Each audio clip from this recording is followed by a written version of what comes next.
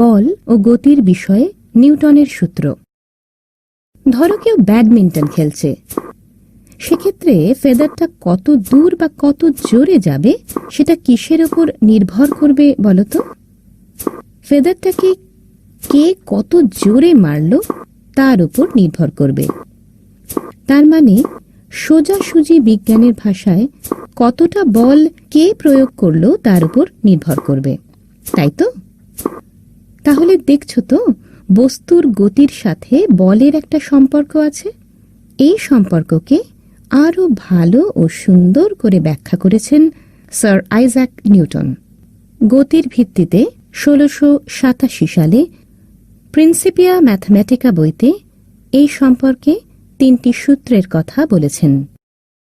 প্রথম সূত্রে নিউটন বলেছেন, বাইরে থেকে যদি কোনো বল না দেওয়া হয় তাহলে কোনো স্থির বস্তু চিরকাল সেই জায়গায় রয়ে যাবে, ফলে স্থির থাকবে। একটা পাথরকে যদি ঠেলা না দেওয়া হয় তাহলে পাথরটা স্থির হয়ে থাকবে। যদি উল্টোভাবে নেওয়া যায় যে পাথরটাকে যদি ঠেলা মেরে গড়িয়ে দেওয়া যায় তাহলে ওটা গড়াতেই থাকবে যতক্ষণ না বল প্রয়োগ করে তাকে থামানো হবে। নিউটন তার দ্বিতীয় গতিসূত্রে বলেছেন, কোনো বস্তুর ওপর প্রয়োগ করা বল যত জোরালো হবে প্রতি সেকেন্ডে ওই বস্তুর বেগের পরিবর্তন মানে ত্বরণও তত বেশি হবে। বল দ্বিগুণ হলে ওই বলে উৎপন্ন ত্বরণও দ্বিগুণ হবে। উদাহরণ হিসেবে বলতে পারি, একটা খেলনা গাড়িকে আস্তে করে ঠেলা হলো, দেখা গেল একটু এগিয়ে গাড়িটি থেমে গেল। এরপর খেলনা গাড়িটিকে আরেকটু বেশি জোরে ঠেললে দেখা যাবে গাড়িটি অনেক দূর এগিয়ে গেল। এর থেকে বোঝা গেল যে বেশি বল প্রয়োগ করা হলে ত্বরণও বেশি হবে। আবার কেউ বন্দুক থেকে গুলি ছুঁড়লেই সে কিছুটা পেছনে সরে যায়। এই ঘটনাকে নিয়েই আমরা নিউটনের তৃতীয় সূত্রকে খুঁজে নেব। এক্ষেত্রে বন্দুক থেকে গুলি ছোঁড়ার সময় নলের মধ্যে গুলির ওপর একটা বল কাজ করে, ফলে গুলি প্রচণ্ড বেগে সামনের দিকে ছুটে যায়। সঙ্গে সঙ্গে গুলিটিও বন্দুকটির ওপর সমান অথচ বিপরীতমুখী প্রতিক্রিয়া বল প্রয়োগ করে, যা বন্দুকটিকে পিছনের দিকে ধাক্কা দেয়। তার মানে প্রত্যেক ক্রিয়ার একটি সমান ও বিপরীতমুখী প্রতিক্রিয়া আছে। তবে ক্রিয়া এবং প্রতিক্রিয়া সবসময় দুটো আলাদা আলাদা প্রয়োগ বিন্দুর ওপর প্রযুক্ত হতে হবে। একই জায়গায় যদি সমান ও বিপরীতমুখী প্রতিক্রিয়া কাজ করে তাহলে কোনো পরিবর্তনই হবে না।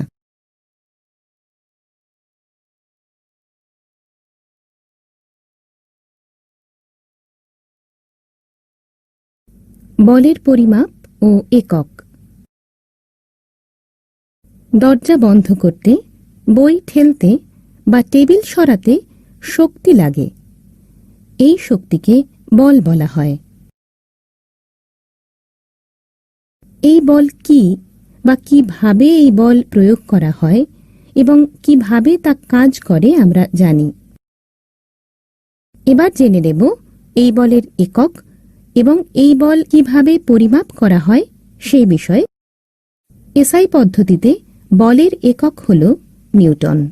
একটি 1 কেজি ভরের বস্তুর ওপর যে পরিমাণ বল প্রয়োগ করা হলে বস্তুটিতে 1 মিটার পার সেকেন্ড স্কোয়ার ত্বরণ সৃষ্টি হয়, সেই পরিমাণ বলকে 1 নিউটন বল বলা হয়।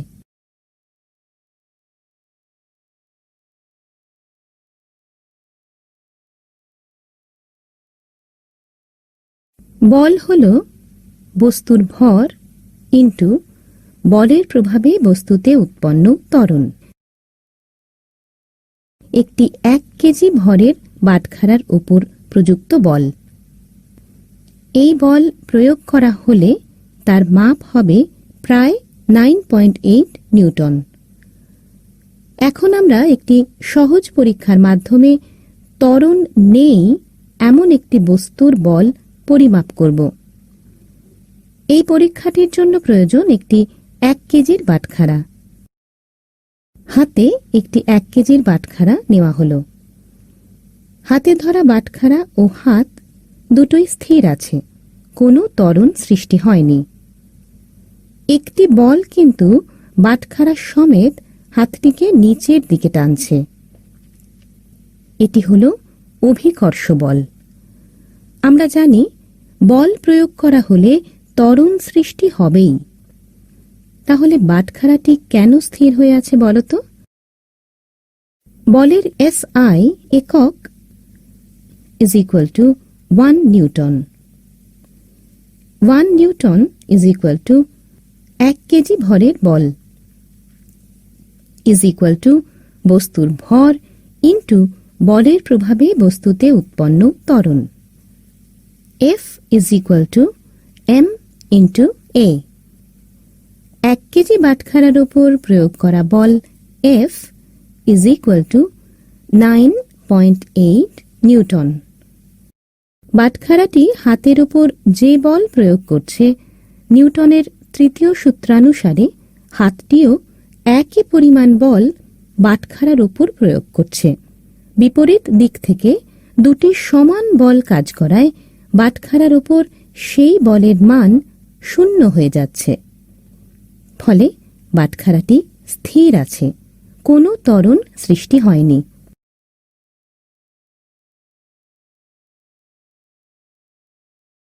বলের পরিমাপ। ত্বরণ নেই এরূপ বস্তুর ওপর দুটি সমান মানের বল উল্টো দিক থেকে কাজ করছে, তা আমরা জানলাম। এখন আমরা একটি পরীক্ষার মাধ্যমে এই বল দুটিকে পরিমাপ করব। এই পরীক্ষাটির জন্য একটি স্কেল, ঝুলন্ত স্প্রিং ও কাঁটার প্রয়োজন। একটি স্কেল ও ঝুলন্ত স্প্রিং পাশাপাশি রাখা হলো। স্প্রিংয়ের শেষ প্রান্তে একটি কাঁটা লাগিয়ে দেওয়া হলো। কোনো বস্তু ঝুলানোর আগে সূচকের মান নেওয়া হলো। এটিকে ও দিয়ে চিহ্নিত করা হলো। এরপর ঝুলন্ত স্প্রিং থেকে একটি 1 কেজির বাটখারা ঝুলানো হলো। সূচক যে স্থানে স্পর্শ করল তার নাম দেওয়া হলো 1 কেজি। একইভাবে 2 কেজির বাটখারা ঝোলানো হলো ও তার মাপ নেওয়া হলো। এইভাবেই 2 কেজি, 3 কেজি, 4 কেজি ইত্যাদি বিভিন্ন ভরের বস্তুর জন্য স্প্রিংয়ের সূচকের অবস্থান দেখে স্প্রিংয়ের উপর কত বল প্রয়োগ করা হয়েছে তা মাপা যায়। বস্তুর ভর তো জানা গেল। এখন নিশ্চয়ই তোমাদের বলের পরিমাপ জানতে ইচ্ছে করছে। অভিকর্ষ বলের প্রতিক্রিয়া বল। বল ইজ ইকুয়াল টু 0। কিভাবে বল পরিমাপ করতে হয় তা আমরা জানলাম। এখন আমরা সেই সূত্রানুসারে বল নির্ণয় করব। আমরা জানি F is equal two m into a। 1 KG ভরের বাটখারার ওপর বল প্রয়োগ করা হলে সরণ হবে 9.8 মিটার। আমরা জানি ত্বরণ ইজ ইকুয়াল টু সরণ বাই সময়ের square is equal to 9.8 meter by second square. অতএব বল ইজ ইকুয়াল টু বস্তুর ভর into 9.8 meter by second square. এখানে বস্তুর ভর 1 কেজি, সুতরাং বল হবে 1 KG into 9.8 meter by second square is equal to 9.8 newton. একইভাবে 2 কেজি বস্তুর ওপর প্রয়োগ করা বলের পরিমাণ হল 2 ইন্টু 9.8 নিউটন বা 19.6 নিউটন।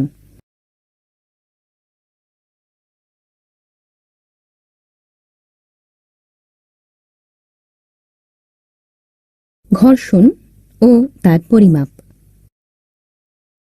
আজ আমরা জানব ঘর্ষণ বল কাকে বলা হয় এবং তা কিভাবে পরিমাপ করা হয়। প্রথমেই টেবিলের ওপর একটি বাক্স রাখা হলো। বাক্সটির সাথে একটি স্প্রিং তুলা জুড়ে দেওয়া হলো। স্প্রিং তুলার সাহায্যে আমরা মাপতে পারব যে কত জোর দিয়ে আমরা বাক্সটিকে টানলাম। ধরি বাক্সটির উপর 9.8 নিউটন বল প্রয়োগ করে ডান দিকে টানা হলো, কিন্তু বাক্সটি কিছুতেই সরল না। কেন বলতো? বাঁ দিকে বাক্সটির ওপর নিশ্চয়ই কেউ 9.8 নিউটন বলই প্রয়োগ করেছে, তাই বাক্সটির ওপর মোট বল 0। এই জন্যেই বাক্সটি টেবিলের ওপর স্থির হয়ে রইল। কিন্তু এখন প্রশ্ন হলো যে বাক্সটির উপর বাঁ দিক থেকে এই 9.8 নিউটন বল প্রয়োগ করল কে? বাক্সটির নিচের তল এবং টেবিলের ওপরের তল এই দুয়ের সংস্পর্শে একটি বল উৎপন্ন হয়েছে। বাক্সটির টানা মাত্রই ওই বল টানের উল্টো দিকে ক্রিয়া করতে শুরু করেছে এবং বাক্সটিকে সরতে বাধা দিয়েছে। দুটি তলের সংস্পর্শে তৈরি হওয়া এই বলটির নামই হল ঘর্ষণ বল।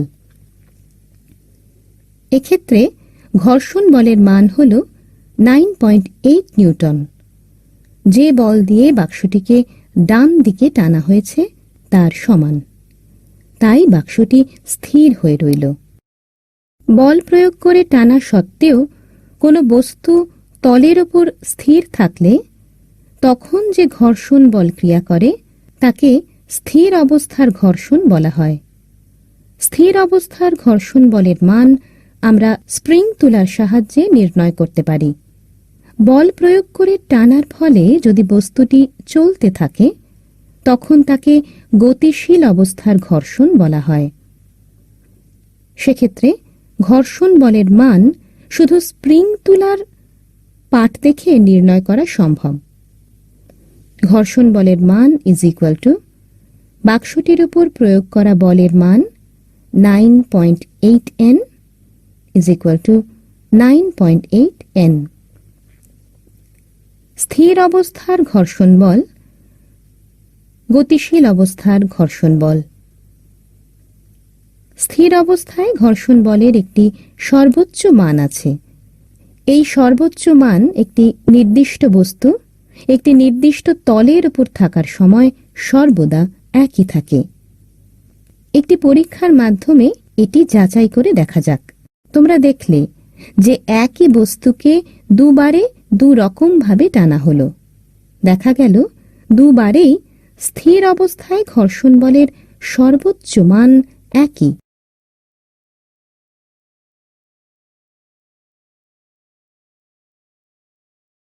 তরলের ঘনত্ব ও চাপ, density and pressure of liquid.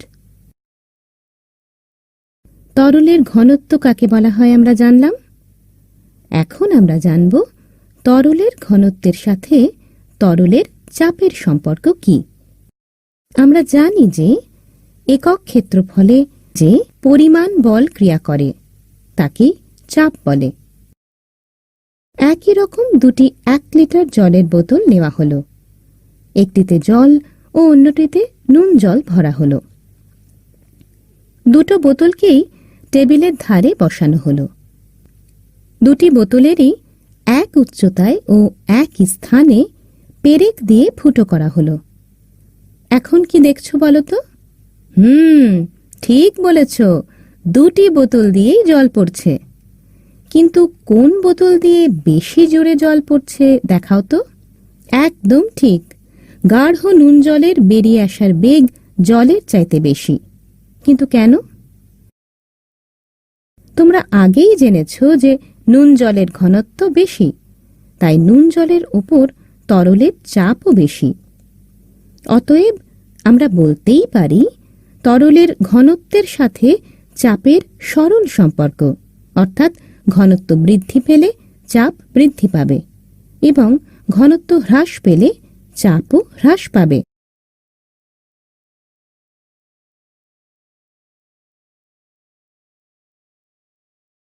বায়ুর চাপ, প্রেশার অফ এয়ার।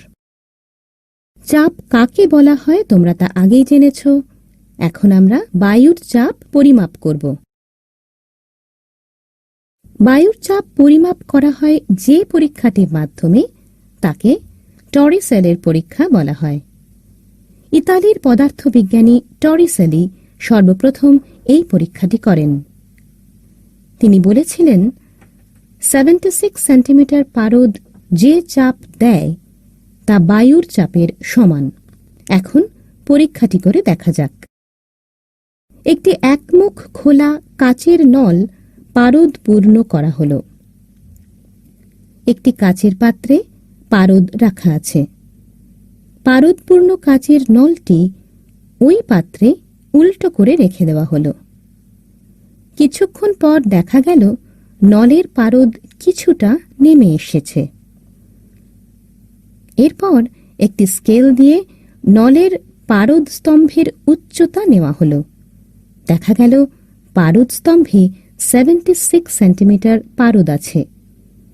সুতরাং প্রমাণিত হল যে 76 সেন্টিমিটার উঁচু পারদ যে পরিমাণ চাপ দেয় তা বায়ুর চাপের সমান।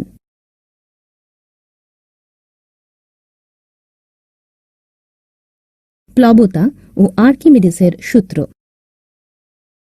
কোনো বস্তুকে যখন কোনো তরলে ডোবানো হয়, তখন ওই তরল বস্তুটির উপর একটি ঊর্ধ্বমুখী বল প্রয়োগ করা হয়। এই বলটিকে প্লবতা বলে। বিজ্ঞানী আর্কিমিডিস তরলের প্লবতার উপর একটি সূত্র দিয়েছিলেন। সেটি হল, একটি বস্তুকে কোনো তরলে ডোবানো হলে ওই বস্তুটি কিছুটা তরলকে ওই স্থান থেকে অপসারিত করে।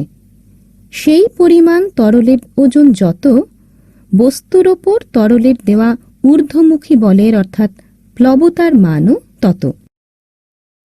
কোনো বস্তু যখন কোনো তরলে ভাসে, তখন বুঝতে হবে যে বস্তুর ওজনের মান ও বস্তুর দ্বারা অপসারিত তরলের ওজনের মান সমান।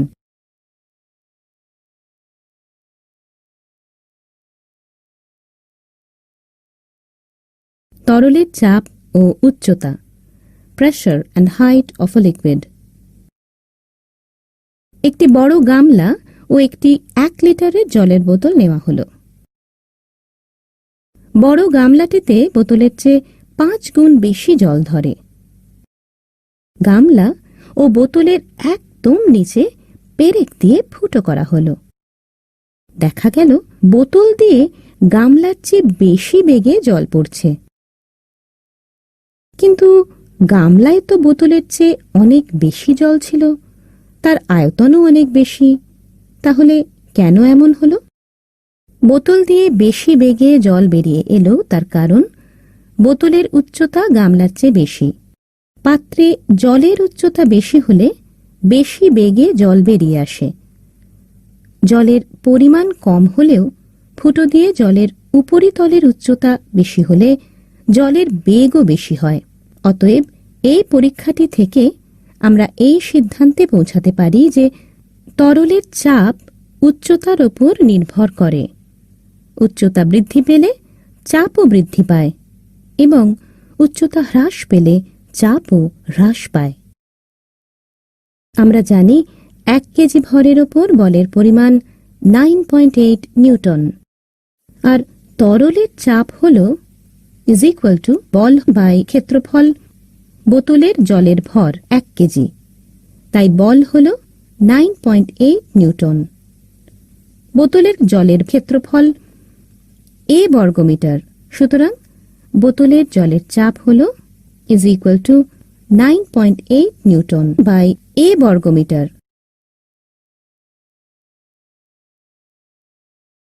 তরলের ঘনত্ব।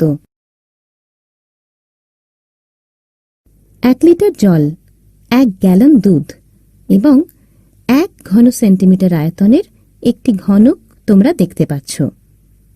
এরা সবাই একক আয়তন, অর্থাৎ এদের প্রত্যেকের আয়তন 1 একক। এই একক আয়তনের বস্তুর ভরকে ওই বস্তুর ঘনত্ব বলা হয়। দুটি 1 লিটারের বোতল নেওয়া হলো।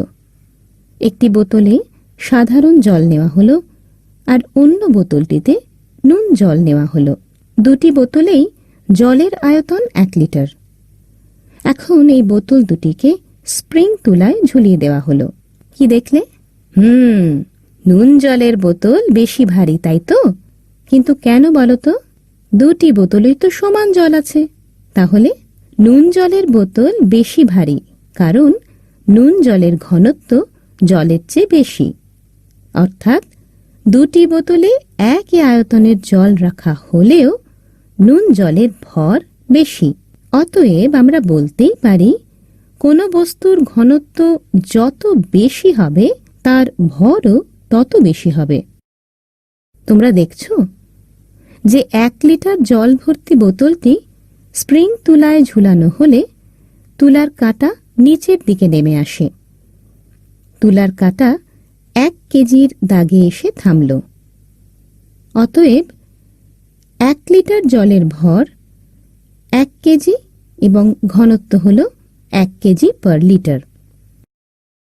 জেনে রাখো, জলের ঘনত্ব হল 1 গ্রাম পার ঘন সেন্টিমিটার। পারদের ঘনত্ব হল 13.6 গ্রাম পার ঘন সেন্টিমিটার।